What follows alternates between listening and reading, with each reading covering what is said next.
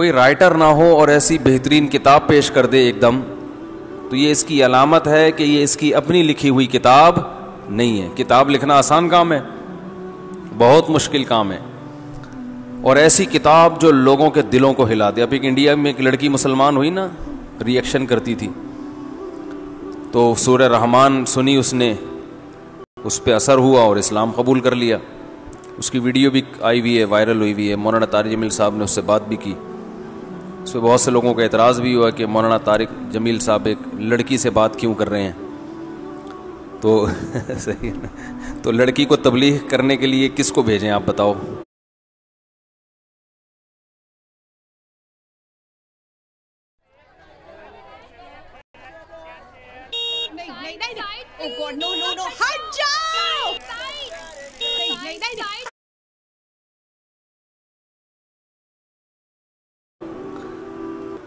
بتاؤ بھائی، وہ بہن بیٹی بنا کے بیچارے اس سے بات کر رہے ہیں، نظر بہت ہی حیا کے ساتھ. تو اتنا زیادہ دین کو مشکل نہیں بنانا چاہیے. بتاؤ بھائی، وہ بہن بیٹی بنا کے بیچارے اس سے بات کر رہے ہیں، نظر بہت ہی حیا کے ساتھ. تو اتنا زیادہ دین کو مشکل نہیں بنانا چاہیے. میں نے بتایا نا بھی، وہ ایک ماسی ہمارے گھر آئی، کام کرتی ہے، تو ہم اس کو زکوٰۃ وغیرہ بھی دے دیتے ہیں، کچھ تعاون کر دیتے ہیں اس کے ساتھ. غریب ہے بیچاری. تو میرے گھر والوں سے کہہ رہی تھی، یہ مفتی صاحب دیکھو تعاون کر دیتے ہیں، فلاں مولانا صاحب ہیں، ان کے تو گھر کے میں قریب رہتی ہوں، ان کو میری غربت کی حالت کا علم ہے. میں ان سے گئی زکوٰۃ مانگنے تو انہوں نے منہ یوں کر لیا. میں قریب جا کے بات کر رہی ہوں تو منہ یوں کر لیا اور کہنے لگے کہ نامحرم کو دیکھنا حرام ہے. وہ بیچاری بوڑھی ماسی،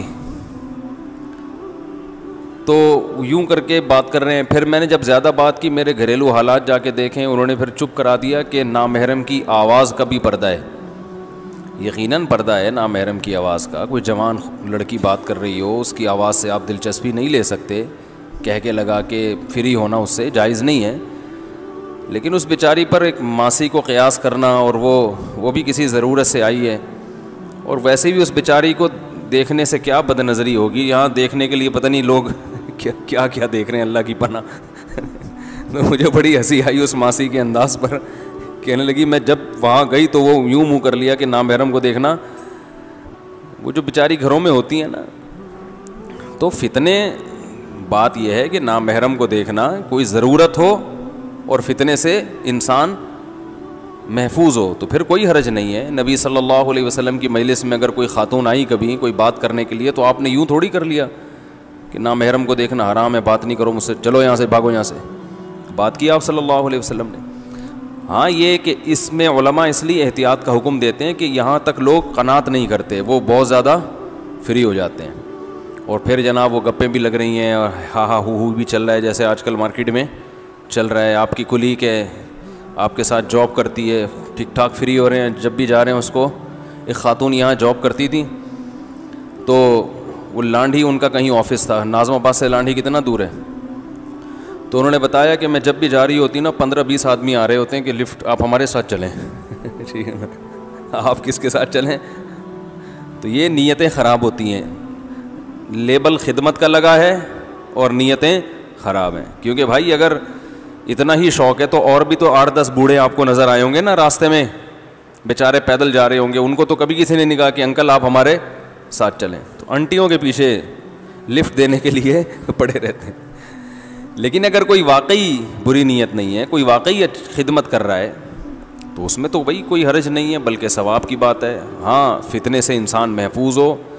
یعلم خائنۃ الاعین، اللہ آنکھوں کی خیانت کو بھی جانتا ہے. وما تخفی الصدور، اور سینوں کے بھیدوں کو بھی جانتا ہے اللہ تعالیٰ. تو ان مولانا صاحب کا بہرحال تقویٰ ہے کہ وہ احتیاط کر رہے ہیں، لیکن اتنا زیادہ جب آپ دین کو بھیانک بنا دیں گے، وہ تو چلیں اپنی لحاظ سے جو کر رہے ہیں وہ تقوی کی بیس پہ ہی کر رہے ہیں، اللہ ان کو اس کا اجر دے گا. لیکن اتنا جب بنا دیں گے تو لوگ دین پہ آئیں گے نہیں. پھر اب وہ بیچاری ماسی ہے بھائی، اس کی مدد کرو. ایک دفعہ بائک پہ جاتے ہوئے خاتون نیچے گر گئیں، لڑکی تھی، تو ہمارے دوست احباب کچھ کھڑے ہوئے تھے، انہوں نے جا کے مجھے آ کے بتایا انہوں نے. وہ بیچاری چیخیں مار رہی ہے، ایکسیڈنٹ ہوا ہے، تو اس کو اٹھانا ہے نا. تو انہوں نے کہیں اٹھا دیا, مدد کی اٹھانے میں, اور کہیں بھی ایمبولینس میں ڈالا یا کیا کیا. اب آ کے کہہ رہے ہیں کہ میں نے کسی کو بتایا, کسی مولانا صاحب کو, تو انہوں نے کہا نامحرم کو آپ نے ہاتھ کیوں لگایا. تو میں نے کہا وہ بیچارے کو وہاں تڑپنے دیں, پتہ چلا کوئی دوسرا ٹرک آ کے نامحرم کو کچلتا ہوا چلا جائے, روڈ پہ اس کو تڑپنے دیں, تو نامحرم کو کچلنے کا گناہ نہیں ہوگا. تو ایسی ضرورت میں میرے بھائی احتیاط کے ساتھ اپنی بہن سمجھ کے اس کو, اس کی مدد کرنی چاہیے. تو بہرحال میں یہ آیتیں کہ آپ کہاں سے کہاں بات چلی جاتی ہے. تو نبی صلی اللہ علیہ وسلم کے ہاتھ نے کبھی کچھ لکھا نہیں. اللہ فرماتے ہیں تو رائٹر نہیں ہے, اچانک ایک ایسی کتاب جس سے لوگوں کے دل تبدیل ہو گئے. حضرت عمر بن خطاب جیسا سخت دل کیسے پگھل گئے وہ قرآن کی آیتیں سن کے, اور واقعی ایسا ہی ہوتا ہے. تو وہ ہندو لڑکی مسلمان ہوئی, ماشاءاللہ, اللہ تعالیٰ اس کے اسلام کو قبول کرے. تو اگر مولانا طارق جمیل صاحب اس کو اپریشیٹ نہ کرتے, فون کر کے تو نامحرم ہو, صحیح ہے, جیسے سناتے اس کو ٹھیک ٹھاک, وہ کہتی بھائی ہم واپس جا رہے ہیں. تو آہستہ آہستہ تمیز سے آرام آرام سے سمجھایا جاتا ہے, اسٹیپ بائی اسٹیپ. دیکھو نبی صلی اللہ علیہ وسلم کی خدمت میں ایک شاعر آئے. آپ صلی اللہ علیہ وسلم نے جب مکہ فتح کیا نا, تو آپ نے حکم دیا تھا,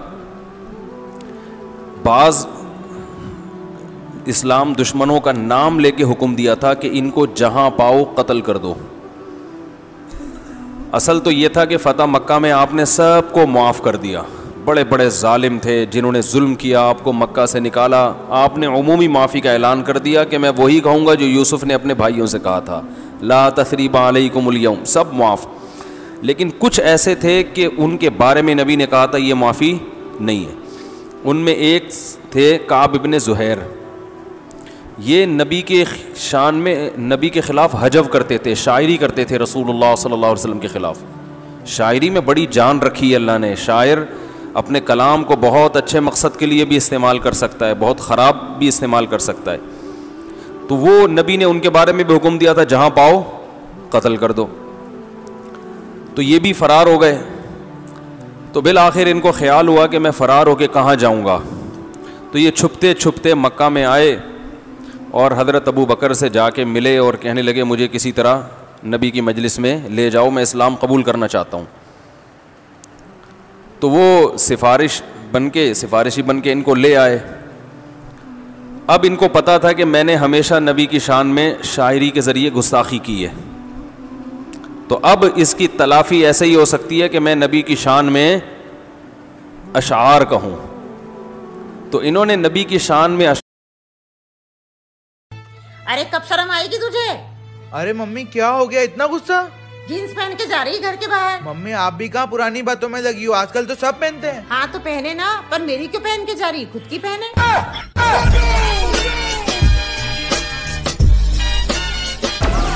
ڈاؤن لوڈ موج.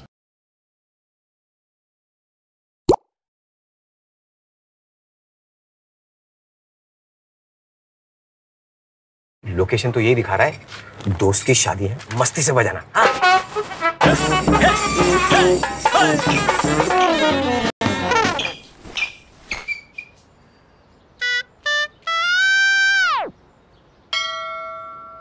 دوبے چوبے دوبے.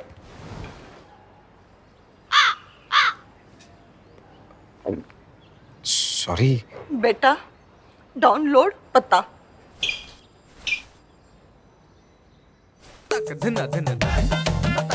اب پہنچے صحیح لوکیشن پر پتا کے ساتھ. Exact location, voice direction, photos اور لینڈ مارک, سب کچھ پتا ایپ کے ساتھ. آج ہی ڈاؤن لوڈ کریں پتا. یہ رہا اپنا پتا.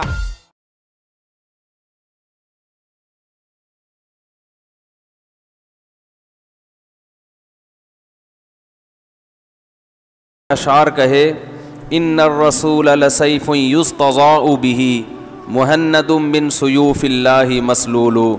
محمد صلی اللہ علیہ وسلم ایک ایسی تلوار ہیں جو نیام سے نکلی ہوئی ہے, اور ہندی تلوار ہے, اور اللہ کی تلواروں میں سے ایک تلوار ہے. یعنی یہ بتانا چاہ